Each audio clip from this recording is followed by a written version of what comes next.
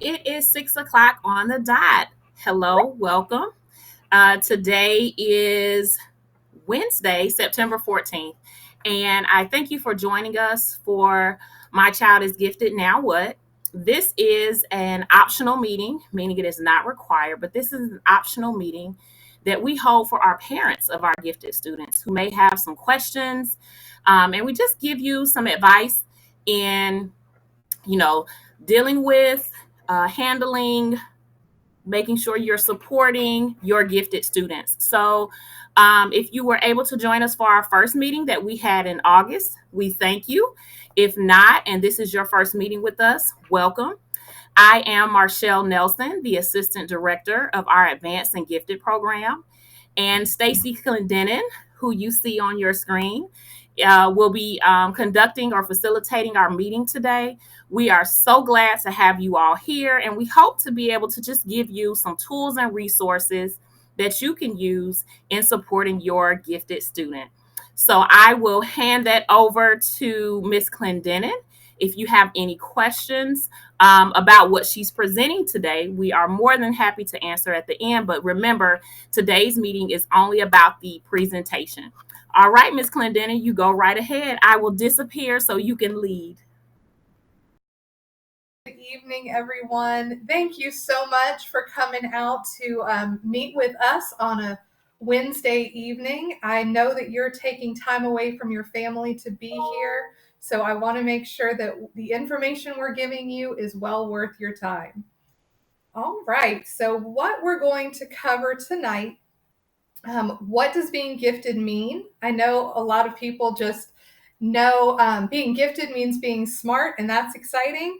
So we're going to talk about a little bit deeper meaning of it. Really get into the social and emotional needs of our gifted learners. Talk about the concept of asynchronous development, which is very important for our gifted children. How virtual learning can benefit the gifted learner, how to collaborate with your teacher for student success, what you can do at home, and then finally, some resource sharing. I have lots of great resources that are going to be of value to you. All right. So, what does being gifted mean? Well, students with gifts and talents perform or have the capability to perform at higher levels compared to others of the same age, experience, and environment in one or more domains. They require modifications to their educational experience to learn and realize their potential. So we say they perform or have the capability to perform because often as our students grow, sometimes we'll see that they sort of disengage from learning a little bit, which means maybe their grades aren't reflecting their gifts and talents, but they're still there. They don't disappear. We just have to get them engaged back into their learning so they're able to achieve again. All right, so let's take a look at the next one. Students with gifts and talents come from all racial, ethnic, and cultural populations and all sorts of socioeconomic backgrounds as well. They require sufficient access to appropriate learning opportunities to realize their potential. They can have learning and processing disorders that require specialized intervention and accommodation. So that's something we call twice exceptional, and we can get more into that in a bit. But that can be students that have speech needs as well as being gifted. We have students with autism that are gifted.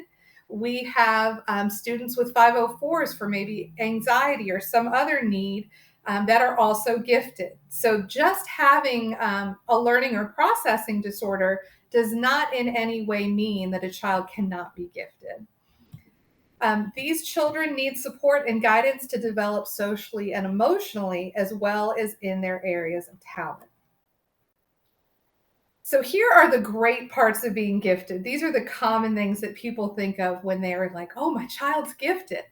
So the personality traits and things that come along with being gifted tend to be, high achievement, altruism, that genuine care and concern for others, and not just people that they know, but these students tend to have a great deal of care and concern about the world as a whole. You may notice when they hear about certain things on the news or in their community, they get very upset about something like homelessness or things of that nature, and notice that and think deeply about it more than an average student would. They can be very creative. They do very well in their extracurriculars as a whole. They're independent. They have great senses of humor, which I'm sure parents, you've already realized their sense of humor tends to be much further advanced than other children their age. They have good leadership skills, depth and breadth of interest. So lots of deep seated interests. I know my own daughter was a huge Greek mythology person. I mean, she was so deep into Greek mythology when she was in like third grade, all through middle school. Not a common interest, but boy, she was into it. And then breadth of interest would be just a wide variety of things that they're very interested in learning about. They're great logical thinkers. They don't think with emotion. They tend to be more black and white, kind of inside of the box thinkers. They have great memories and they have great moral reasoning skills. So, again, they tend to care more about those world issues. And along with that black and white thinking comes a sort of black and white with moral things as well. You know, they think one way and that is their way. So again, all of these things aren't things that every single gifted child is going to have or experience. This is just kind of a comprehensive list of things that you may see in your child that stand out to you when you take a look at this. And then later in life, research has shown us that gifted students that are identified even very early in life tend to go on to be very successful in their field. They tend to have better health and live longer, which I thought was interesting. So I did a little bit of reading on that. But it comes along with they have that sense of knowledge of all things, and they understand at a different level, I think, just how important it is to take care of themselves and their bodies and eat right, because they know what the consequences of that are. They tend to have a greater income over time. They tend to achieve higher military rank if that's their path. They can achieve great occupational status and success, and tend to have higher socioeconomic status. So these are all the wonderful things that can come along with being gifted. So now we're going to talk about some of the issues and the struggles that our gifted children may run into. I definitely wanted to bring this information to you as parents, right? And I know we have a lot of our gifted teachers in here as well. So as teachers too, to really be looking for these things in our kids and know how to help them move through these struggles. Again, just like the list of great things, not every student will experience these things, but they're common to gifted students, and they may be things that you notice. So anxiety and social struggles may occur for gifted children because they sometimes feel that no one understands them. Gifted girls in particular are at risk for what we call going underground. So they kind of hide their giftedness in order to fit in better with the group. I think that the way we serve our students at GCA helps to alleviate a lot of this because they're grouped together in their all four content area classes, all of our gifted children. So they are around like-minded peers to a much higher degree than they would be in a typical brick and mortar school. So I think that's a wonderful fit for our school here. Helping these students succeed socially, emotionally is often linked to finding appropriate academic outlets. So as gifted students, they might find their like-minded peers once they're accelerated through an academic summer experience, which we send out towards the spring every school year in our gifted newsletter. A lot of information about gifted summer programs. Or by engaging with a niche interest and meeting others who share their same passions. So, like I was giving my daughter as an example, and I will several times throughout the evening because it's what I know as far as raising a gifted child. She had that interest in Greek mythology, and I was a teacher at her school at the time. I found out there was another student that was in a different grade level than her that had similar interests in talking with other teachers.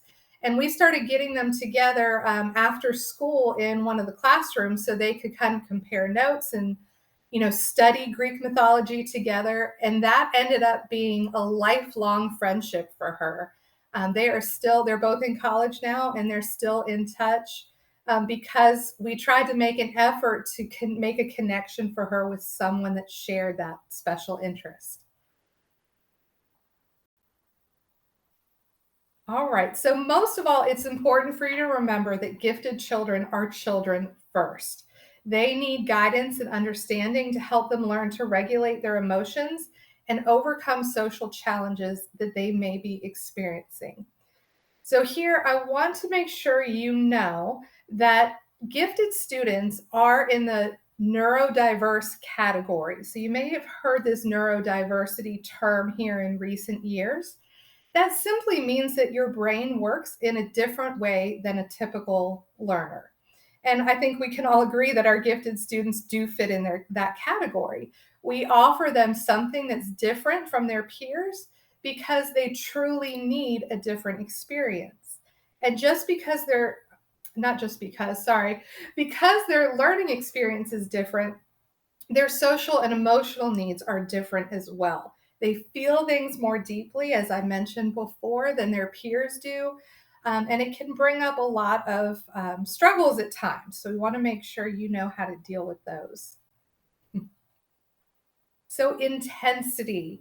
Last time I held this meeting, I had a lot of parents connect to this one. So, intensity is described as how gifted individuals approach life. At its best, intensity is the driving passion that enables some people to achieve amazing things in any domain. But at its worst, it's the turmoil that has the power to consume these same individuals from time to time as they learn how to manage that aspect of their personality.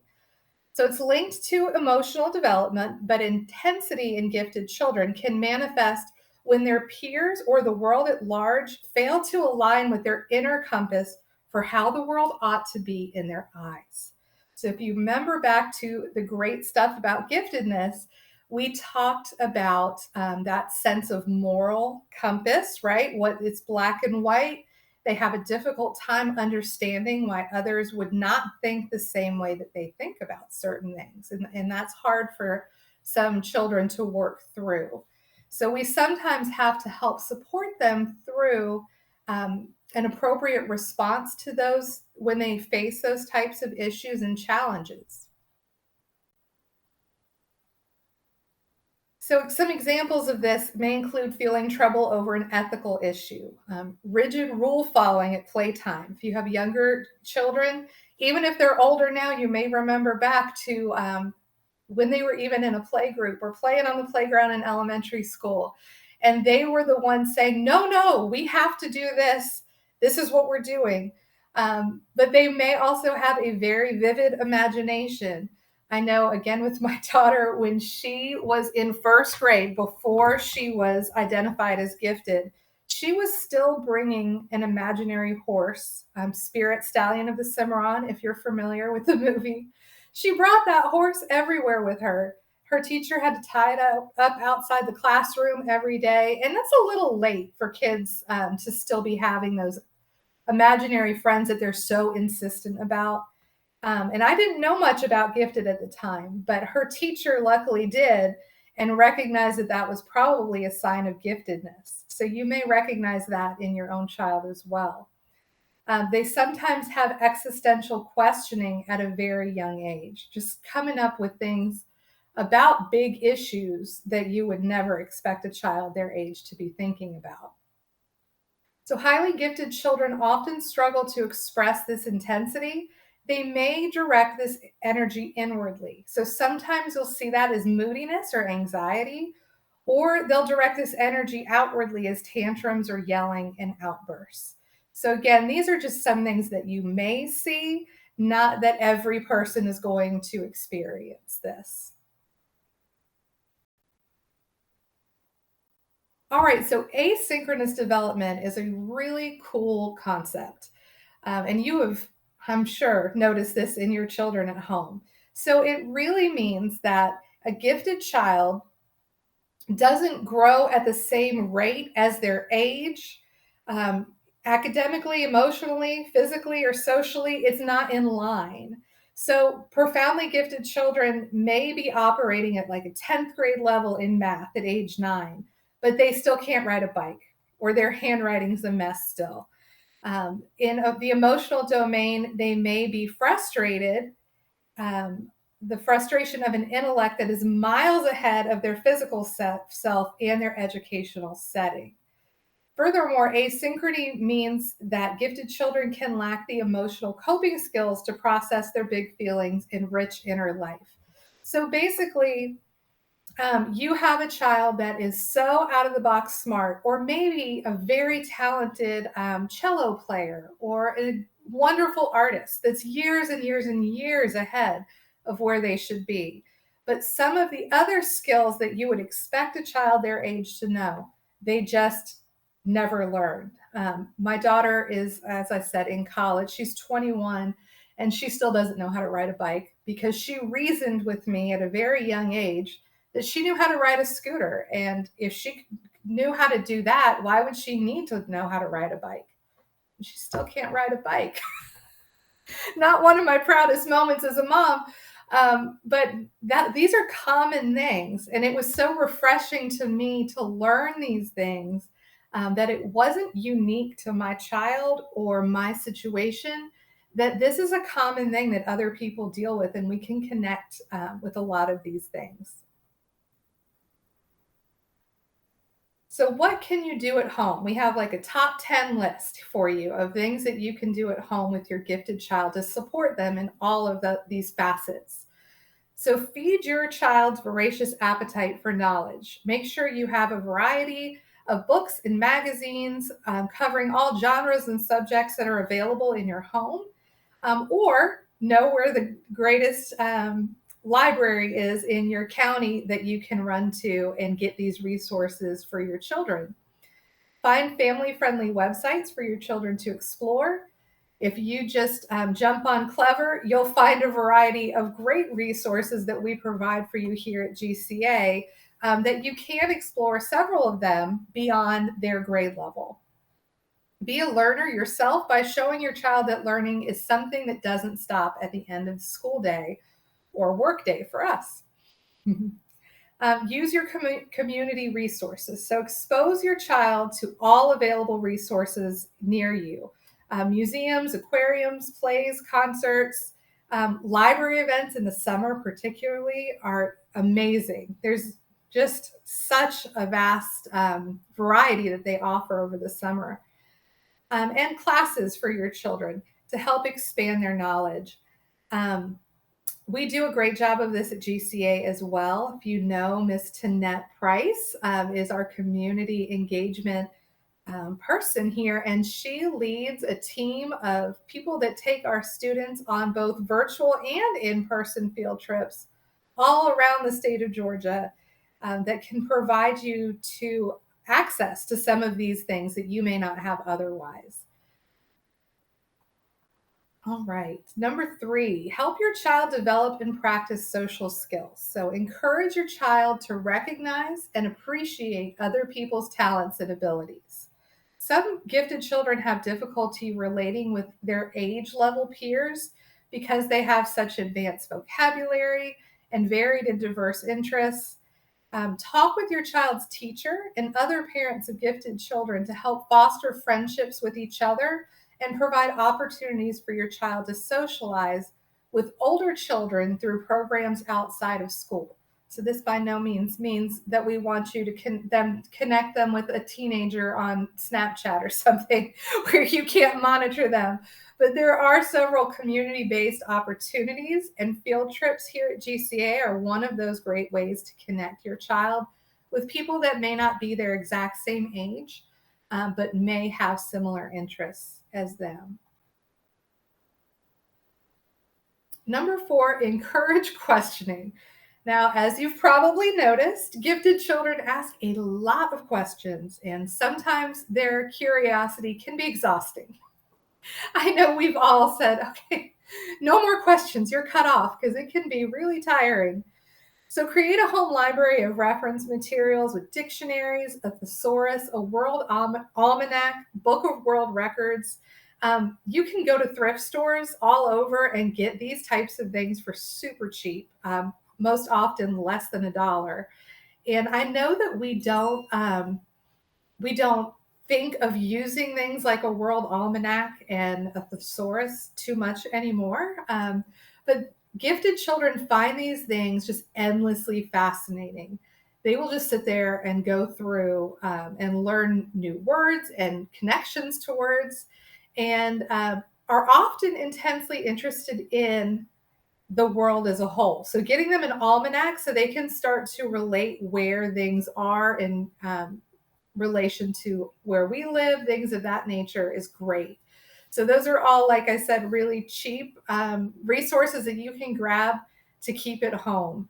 And then any reference books that you find on topics that interest your child, like dinosaurs, planets, things like that. I can't tell you how many books I found on Greek mythology that I never knew existed. But I went out and found them, and we had a great library here at the house with those things. So if your child asks you a question you can't answer, please admit that you can't answer it. This is tough for teachers too, because oftentimes as gifted teachers, our students will call us out, right? And they'll say, that's not right. I don't think, what about this? And the teacher may not know, and you as a parent may not know, but help your child find the answer. Um, Go to the library, research the internet, make phone calls, consult experts, be curious yourself. We want to encourage their curiosity.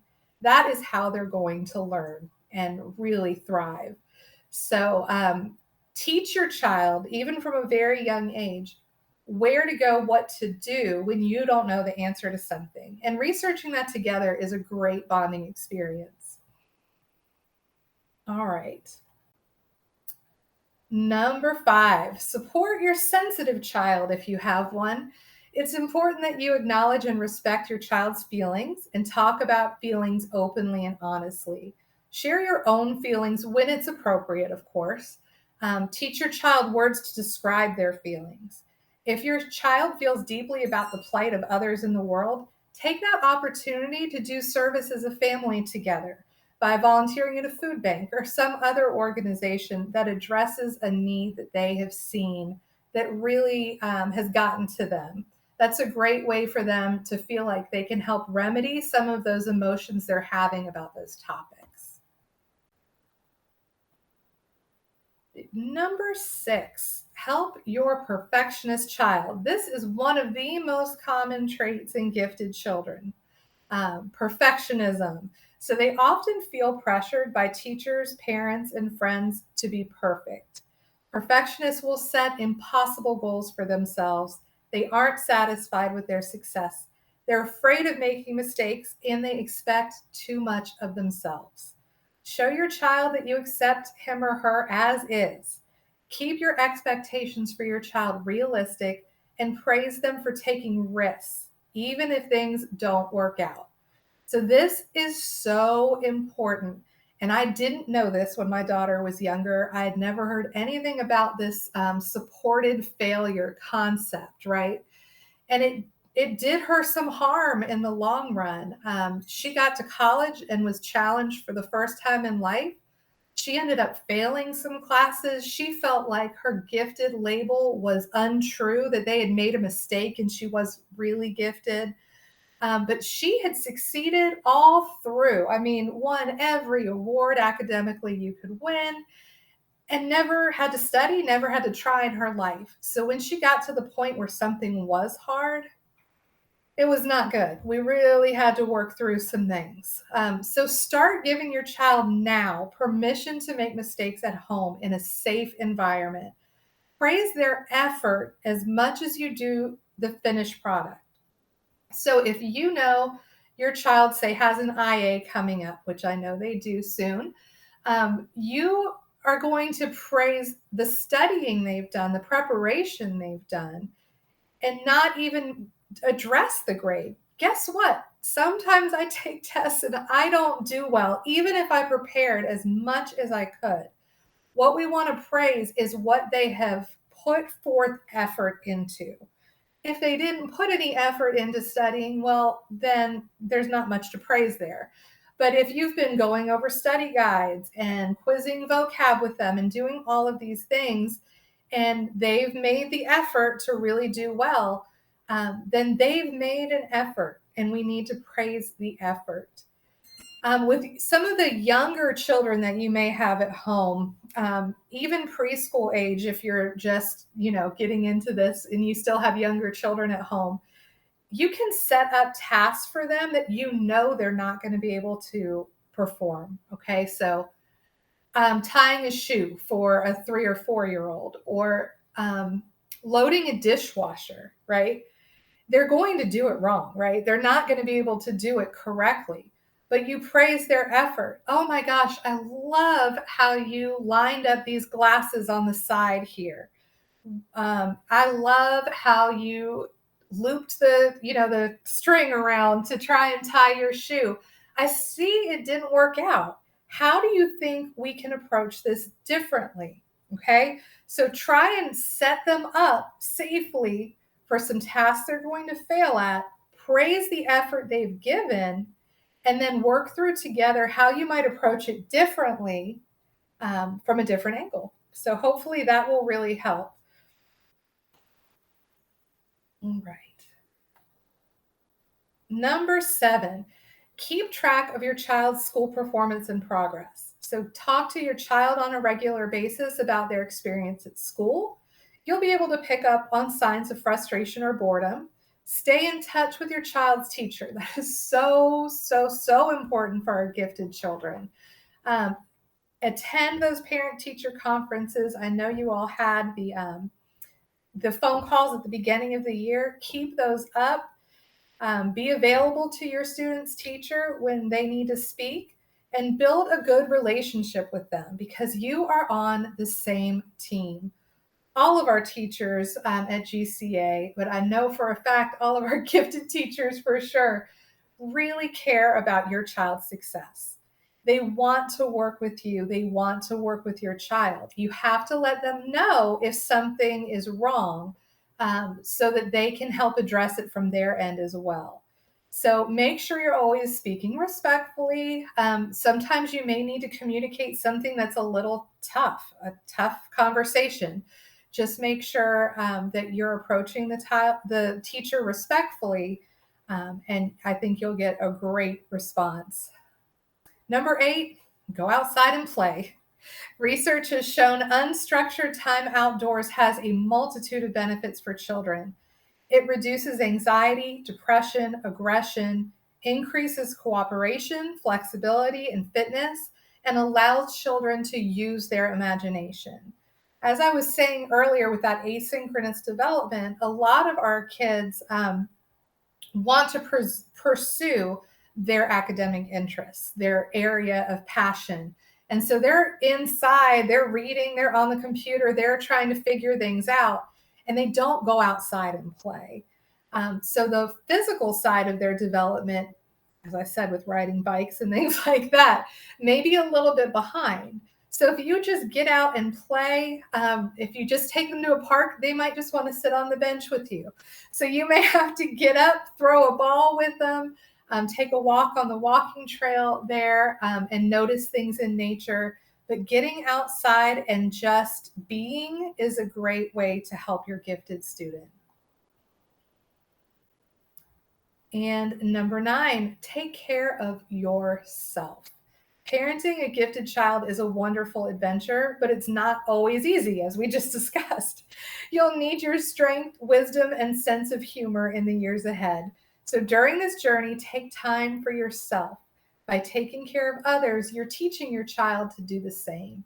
And I would even go so far as to say, talk about self-care with your child, especially when you see that they are stressed, anxious about an upcoming test or something that's just really weighing on them. Talk about things like taking a hot bubble bath, or light a candle for them and have them breathe. I mean, do some yoga together. When they see that you're doing those things, when you're getting stressed or overwhelmed, that's a great way that you're teaching your child to do the same. It's important for all of us. And last but certainly not least, have a sense of humor. I mean, these kids will have you in stitches as it is, but know that things aren't always going to go the way you have them sketched out in your head. And that's okay. It's really, really okay. If you have this life vision of what your child's going to become and that starts to go off track, we've all gone off track. They find their way back, I promise. I've gone through the whole childhood journey with two children, and I can tell you they get back on track, as we all do, right? So try and keep a sense of humor and know that life is not perfect. All right, a few more things to go over with you. So some of the benefits of virtual learning. You're so lucky you chose this option for your child because there are great benefits to it. So Jessica Potts, who's a PhD with a focus on gifted education, recently made the case that virtual classrooms are uniquely situated to serve the needs of gifted students in particular. It presents opportunity for gifted students to shine. We can provide learning environments that foster academic growth and positive social interaction from a distance.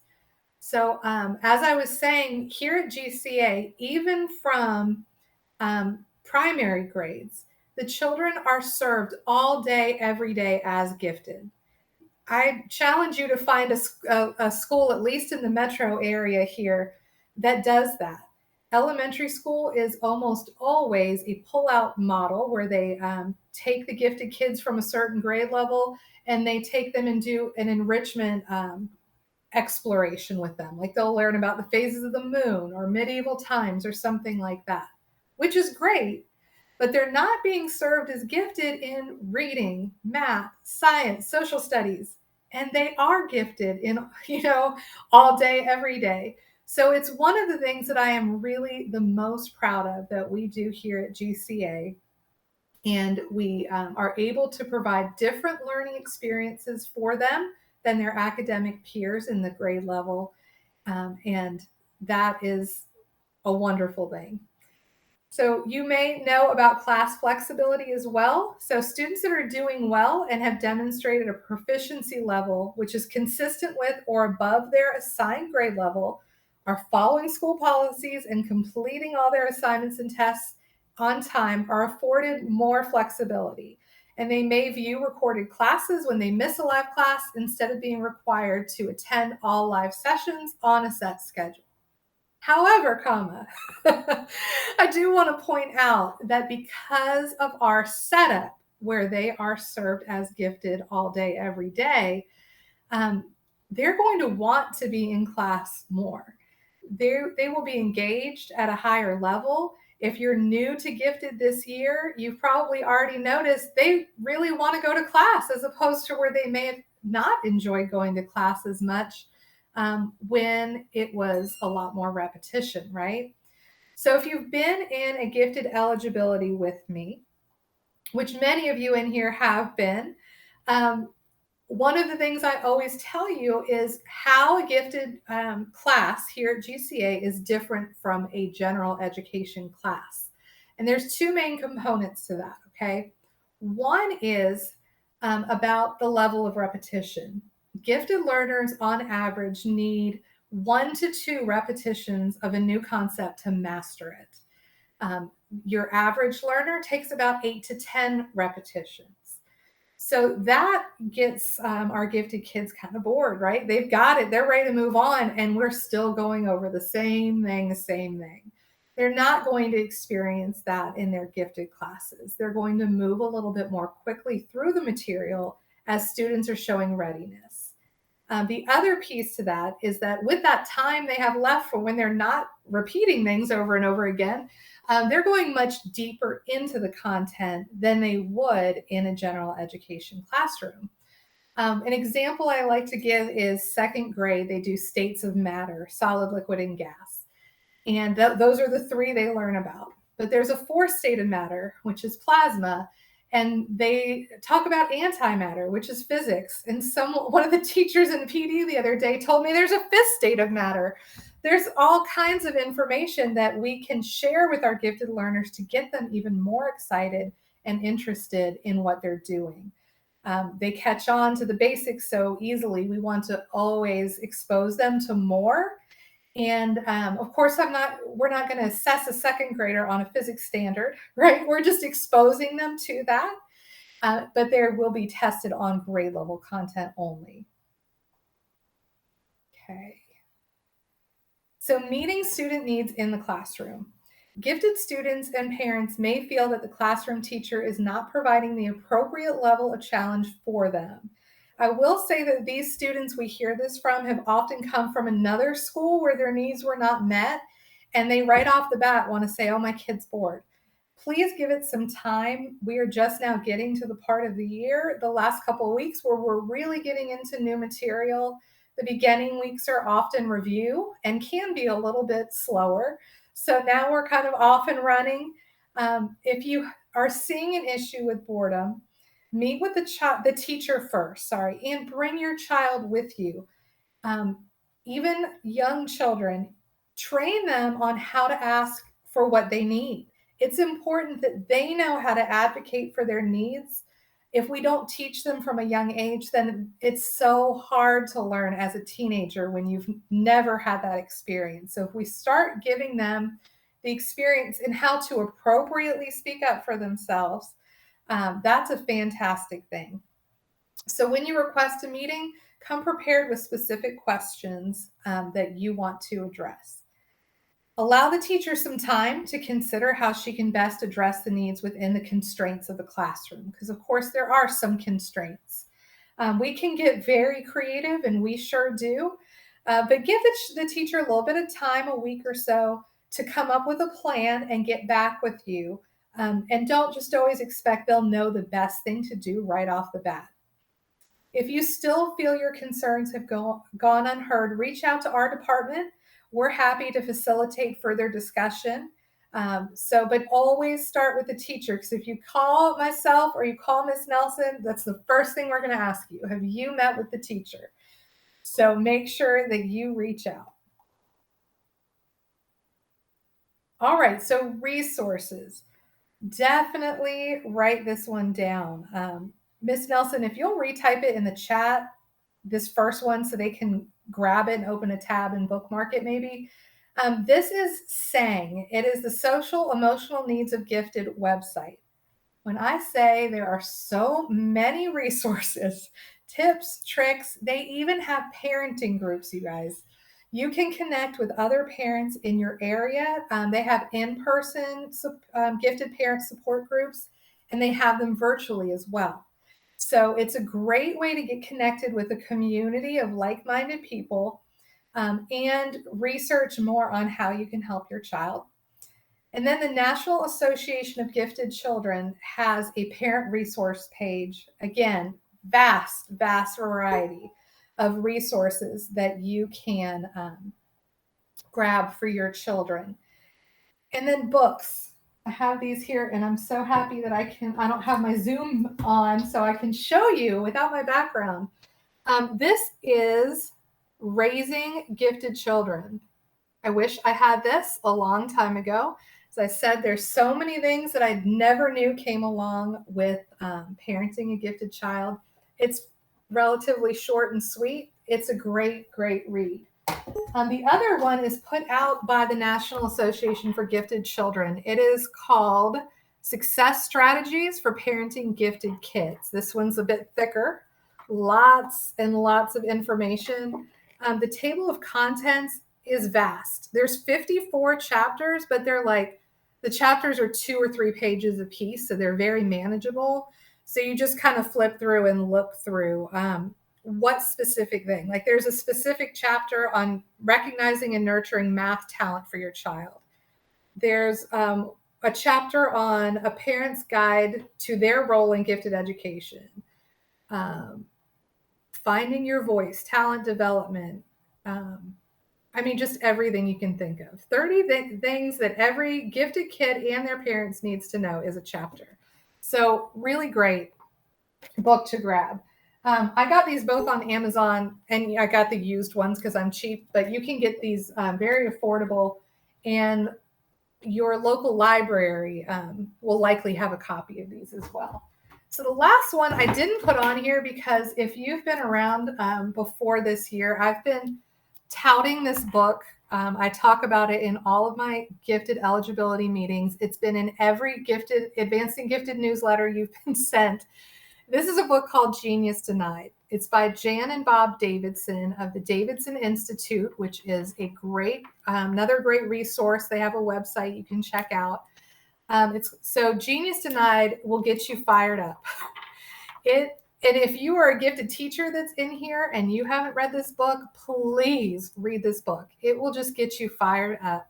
It talks about how our American education system as a whole is not set up for gifted children, that they're often pushed aside and neglected. And it can tell you what we can do about that. But a wonderful, wonderful book for anyone involved with gifted students. All right. So I hope that that was helpful. These are your contacts. I'm going to leave this up here for a minute for you. Each of the schools has an assistant principal that is our gifted point of contact. So they're the ones at that school level that can help you with your questions. And then, of course, you have myself and Miss Nelson. Our information is here at the bottom. So we are going to have about a 15-minute or so question and answer period. Before we open that up, I want to make sure that you don't name your child by name. But if you have questions about any of these types of things, we're happy to help try and answer your questions as best we can. And if we don't know right away, just like we said, if you don't know the answer to your children's questions, we will do the research and get you what you need, okay? So if you would like to raise your hand, if you have a question, we will start taking questions. All right, Veronica, I'm opening your mic. Go ahead. Good evening, Miss Clinton. This is Vandana. Hi, how are you? I'm good. I cannot believe this class is so informative and education it's so unbelievably good. Oh, thank you so I'm so much. glad I attended this class. So yeah, there's a lot of things that I was thinking something wrong with my kid or something Yes. but then I think I get it. They're just gifted. That's literally what I said when I was really getting worried about my daughter's imagination going on a little too long. When Right. she was gifted, I found gifted, and they told me that's like a big part of it. I was so relieved. I really thought something might be wrong with her, and I'm like, okay, she's just gifted. This is great. Right, yeah, like you gave example of not learning riding bicycle, and we were thinking like, oh my goodness, they should be doing this, why they are not doing it, and then now I understand like anxiety and other things as well. And their So interests are just in other areas, you know. yeah, I'm so thankful for you guys to doing for doing this. And though I have one more like a question come suggestion. So my kids are engaging in class, okay, but I think they're not making the connection with the teacher Okay. because they did not get like one-on-one time to directly know them. Like Mhm. there are a lot of students, so I feel if there is a way to connect with teacher like one on one, like at least 5 minute, or in lunchtime or somewhere, like just get to know the teacher or get to know the student. Mhm. So for my kids, they will behave more well in the class when they know that teacher knows them, and Yes. they feel like responsible, and like they exist, or they belong here, like that. So if there is something we can do about it, that will be great for my kids, and I guess That for is the. a great suggestion. I'm going to put that on my list. And thank you so much for being here. Oh yeah, I'm glad I am here. All right. Have a good evening. You too, thank you. All right, Anaya, I'm going to give you your mic.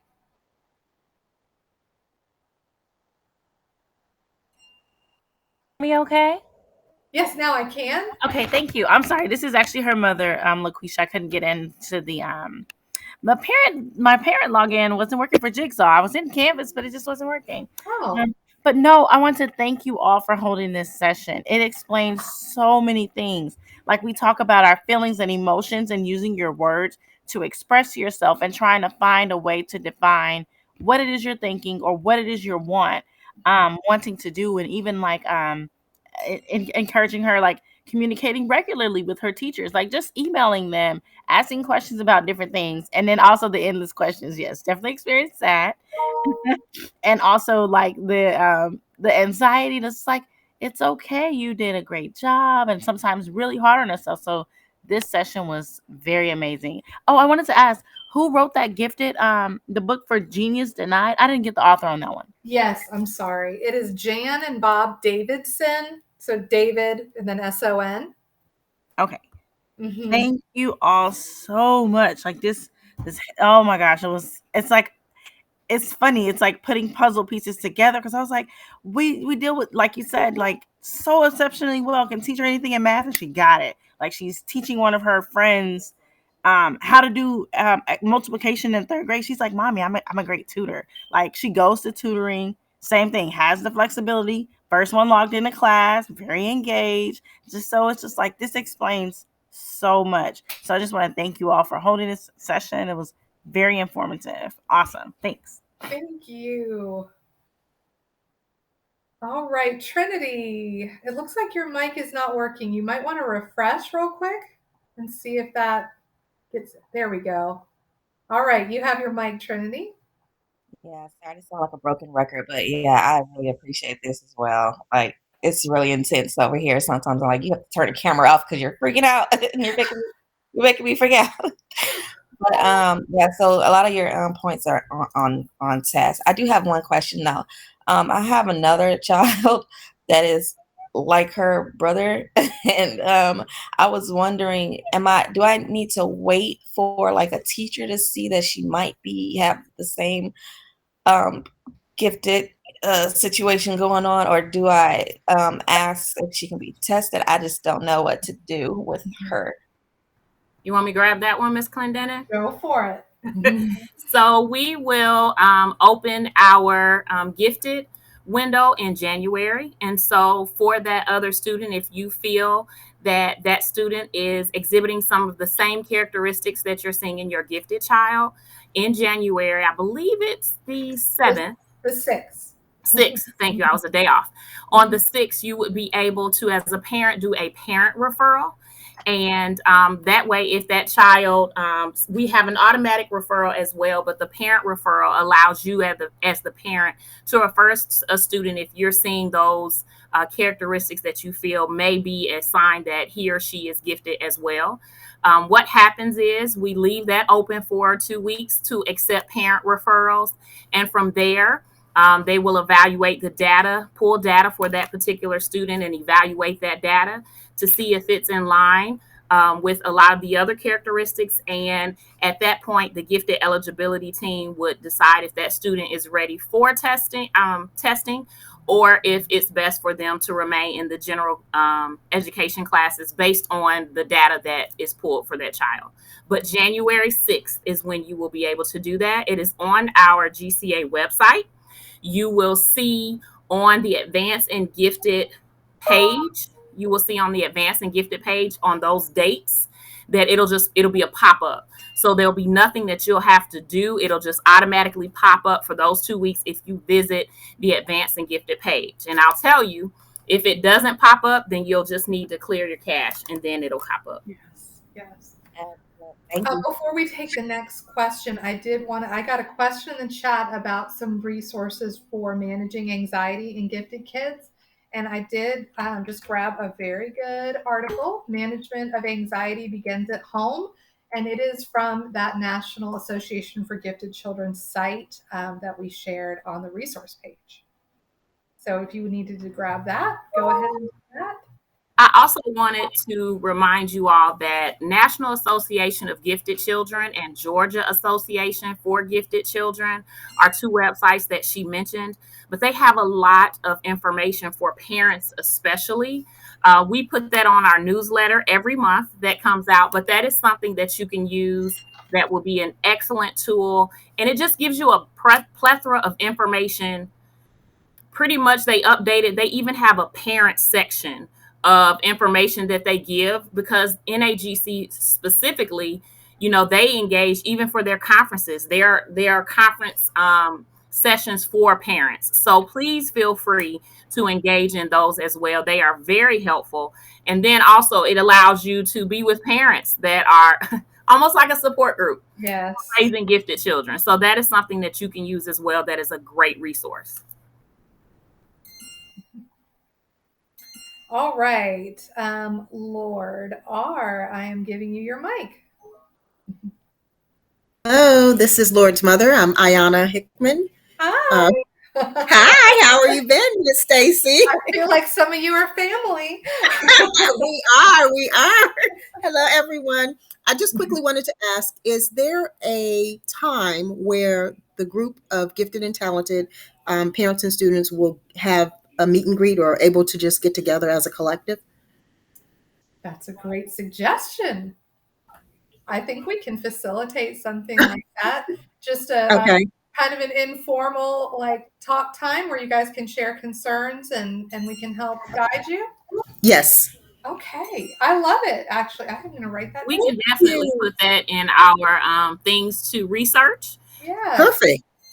We probably would. Well, I don't know. I was thinking, maybe we could separate it by grade level or something, but we don't know. We'll start to look into that, though, as an opportunity for you all to come together as a form of GCA support group, so to speak. So, yes, thank you so much. That is a great suggestion. No, thank you for offering this. It helped not just Lord, but also my older son. He just graduated in 2022, so it helped tremendously. They still need us, don't they? Yes, yes, yes. All right. Justin S., giving you your mic.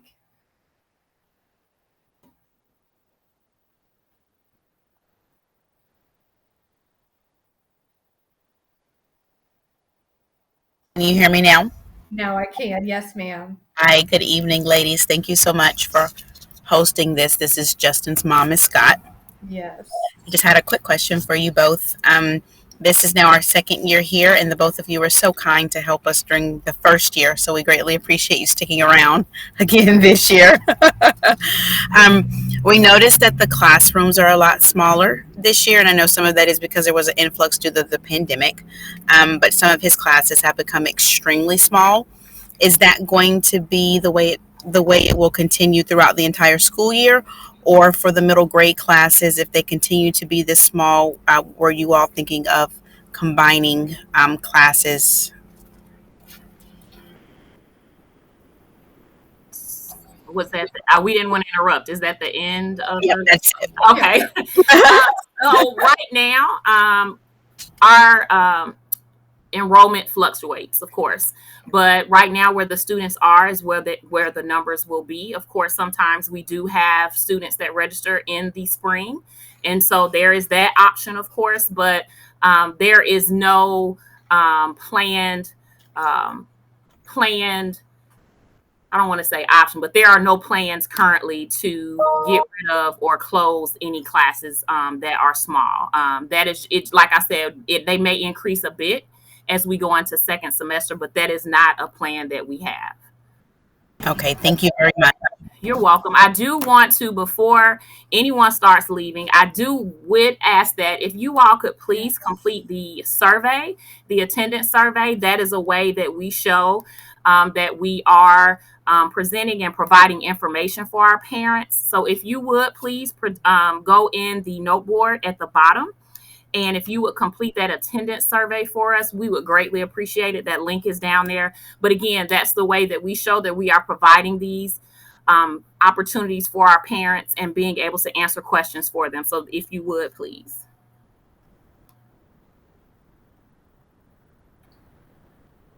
Any other questions? Yes. Hands? We got about 5 minutes left, so we'll answer our last ones that we can in our last 5 minutes. Yes. Prana. I hope I said that right. Hello, ma'am. This is Pranos mom. Yeah, this is my son's second year in GCA. He had a very wonderful year last year, Awesome. and we are really happy to be associated this year also with the GCA. And I have also my younger son has also joined the same GCA this year. So yeah, thank you so much for the informative session. One thing, I joined little late, but I could grab some information. Still, it's so informative. Thank you so much, ma'am, for all the useful things you have told. And I have one concern, a similar concern. Um, just now, one of the parent has raised. Same like my younger one is also, he has been promoted to the advanced class, and he's also showing some a good same kind of similar kind of characteristics, gifted characteristics. So I just got to know that there is a parent referral form that is come that you will open sometime in January.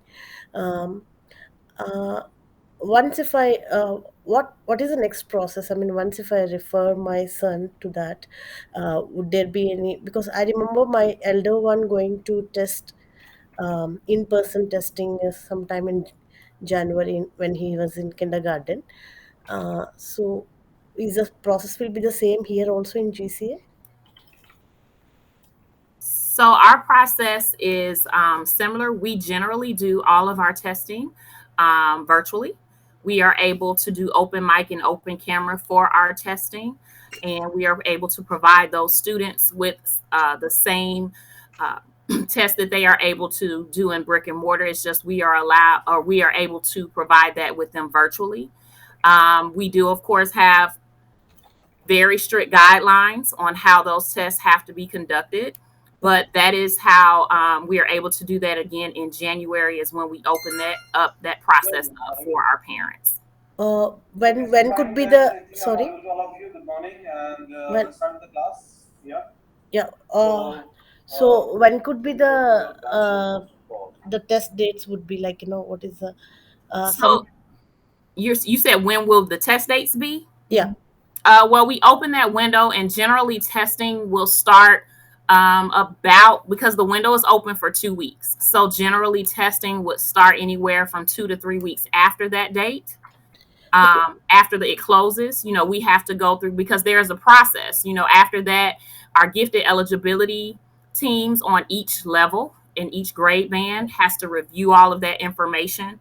And we send out information to the parents to let them know if their child, once referred, to let them know if their child will be assessed, Mhm. or and moved on to that process. And at that time, we send them all of the testing. Additionally, we send them all the dates and times for all of that information. So will that be a 1 day testing or the 1 week testing? Oh no, it's actually a total of Week. 2 exams that we give. We break up one of the exams. Generally, we try to break that up to 1 day a week, because it's one test that we break into 2 sections.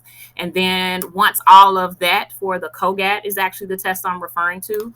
Once the COGAT is completed for all grades, then we test for the TTCT, which is the Torrance Test for Creative Thinking. So that test is done either second or first, it just depends, but they're done at different times. So really, it seems like your child is testing in 3 sessions, because as I said, we break up the COGAT into 2 sessions, and then the TCTTCT is the third session. I hope I answered that question for you.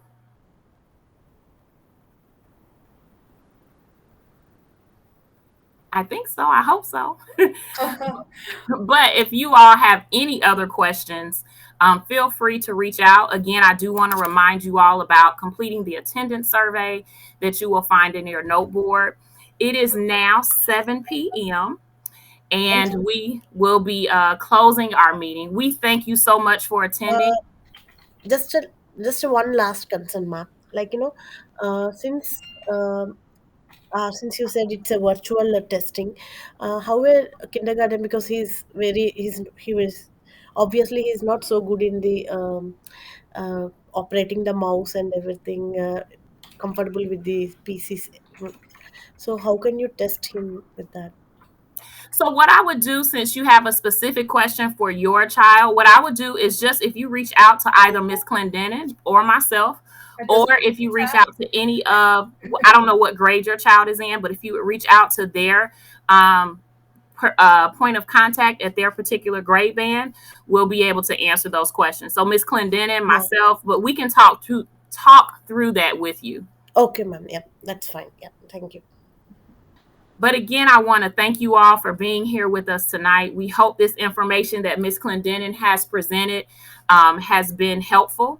We hope these resources help you to understand and be able to support your child and also communicate with your gifted teachers. We thank you for being with us, as this is our second presentation for the semester. And we know that you will see us more throughout the year. Again, we thank you for joining us. We thank you for your time. Have an awesome evening. And remember, you have to rest and take care of yourself as well. Good night.